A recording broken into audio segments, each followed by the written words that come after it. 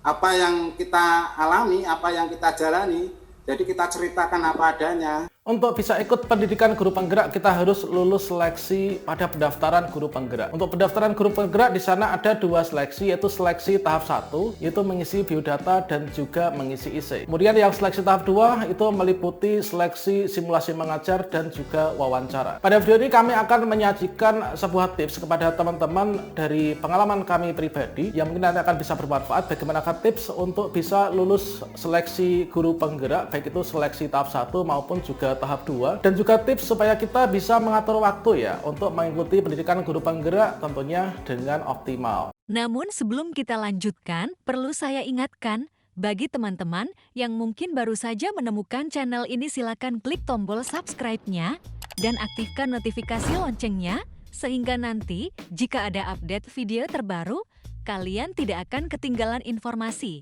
Nah, ini kan menjelang pendaftaran guru penggerak dan juga pengajar praktik penggerak.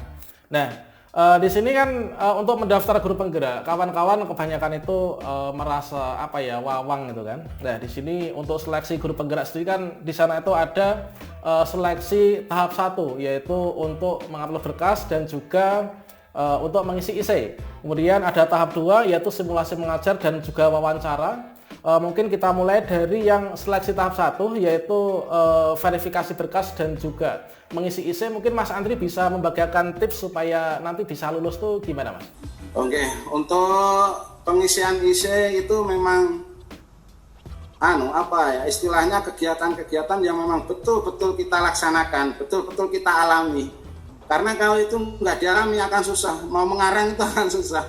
Jadi IC itu lihat secara garis besar itu memang kegiatan atau apa yang kita alami, apa yang kita jalani.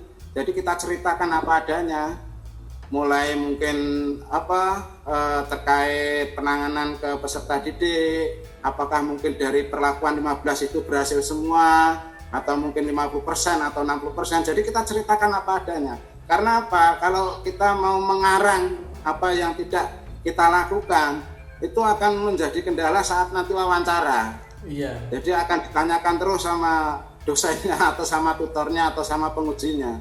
Dan itu sangat kelihatan sekali kalau kita mengarang, kalau kita istilahnya enggak sesuai apa yang kita jalani, itu akan mempersulit diri. Jadi kita kerjakan apa adanya, enggak apa-apa. Seperti mungkin kegiatan kita di luar sekolah, mungkin di masyarakat, di desa kita, ceritakan saja semua, enggak apa-apa.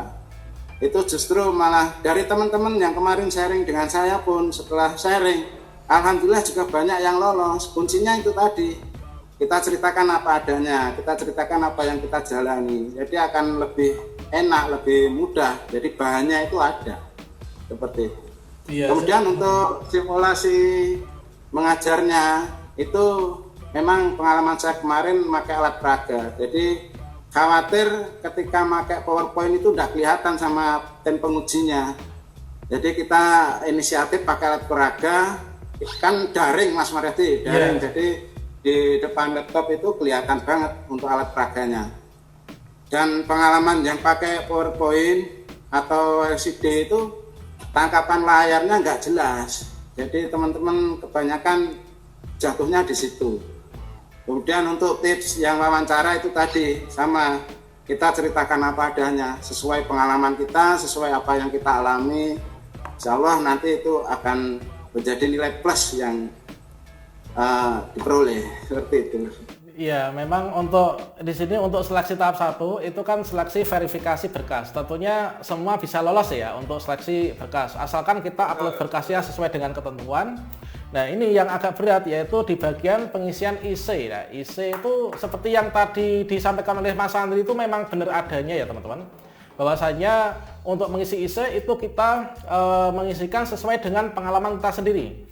Jangan sampai kita copy paste, nah itu malah lebih parah kembali ya. Nah, sesuai dengan pengalaman kawan-kawan yang pernah sharing ke saya juga, itu untuk mengisi IC itu kan ada batas minimal karakternya. Misalkan ceritakan pengalaman Anda tentang ini, itu minimal 1.500 karakter atau mungkin 2.000 karakter, 500 karakter paling sedikit.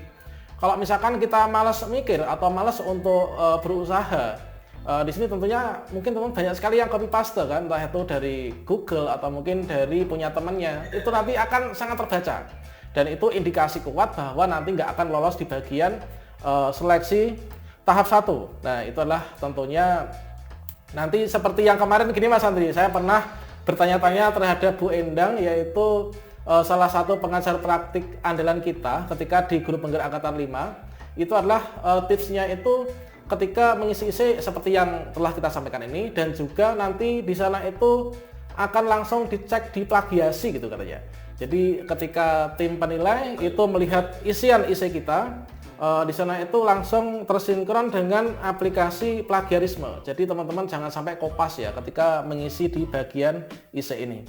Kemudian untuk simulasi mengajar dan wawancara sendiri juga sudah disampaikan oleh Mas Andri, dan di sini saya ingin memberikan sedikit tambahan bahwasanya antara isi yang kita isikan itu nanti akan ada kesinkronan terhadap pertanyaan-pertanyaan yang nanti akan ditanyakan ketika wawancara.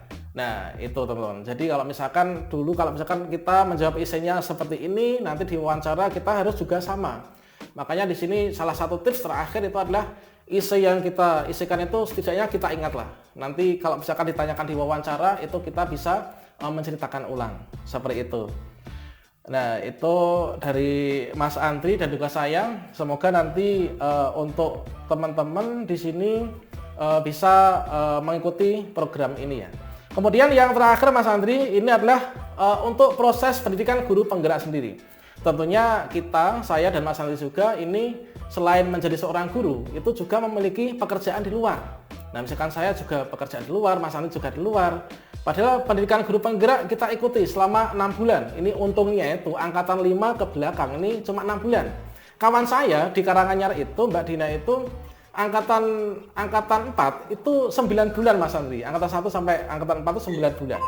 Nah, tolong dibagikan tips untuk kita bisa mengikuti pendidikan guru penggerak di sela-sela kesibukan itu supaya efektif bagaimana nanti membagi waktunya. Memang luar biasa ya, artinya kuncinya cuma satu, bisa memanage waktu. Manajemen waktu itu memang betul-betul harus kita perhitungkan, terutama karena kita sudah berkeluarga dan sebagainya. Salah satunya memberikan pengertian ke istri, mungkin ke anak dan sebagainya. Jadi biar saling pengertian, saling memahami, saling bantu. Kalau itu memang nggak kita lakukan, wah biar nanti. Jadi memang harus saling support, itu salah satunya. Kemudian manajemen waktu itu sangat penting sekali. Jadi harus betul-betul bisa memanage. Karena sewaktu-waktu ada perintah daring, sewaktu-waktu ada harus kita upload tugas dan sebagainya. Bahkan pernah kita itu sampai malam jam 11:30 pernah. Iya, memang itu adalah perjuangan ketika kita mengikuti pendidikan guru penggerak. Namun alhamdulillah dengan perjuangan yang tulus dan ikhlas, tentunya di sini kita bisa menikmati hasilnya ya Mas Andri ya. Amin. Oke, baiklah sobat semuanya, mungkin sampai sini untuk diskusi kita. Tentunya nanti dengan harapan teman-teman pun juga akan bisa menikmati apa yang telah dinikmati oleh Mas Andri saat ini. Tentunya juga akan bisa membantu menjawab pertanyaan di kolom komentar video sebelumnya terkait tentang PPG dalam jabatan kalau misalkan dari jalur guru penggerak ini. Baiklah, mungkin itu saja Mas Andri untuk pembahasan kita. Mungkin ada yang ingin disampaikan lagi? Enggak, terima kasih. Yang jelas satu, untuk teman-teman yang belum tercover, belum daftar, untuk segera mendaftar karena ini kesempatan, mungkin datang 2 kali. Jadi memang monggo untuk teman-teman kalau ada peluang, ada kesempatan ya segera kita eksekusi. Iya. Mungkin itu Mas Maredi. Oke. Terima kasih.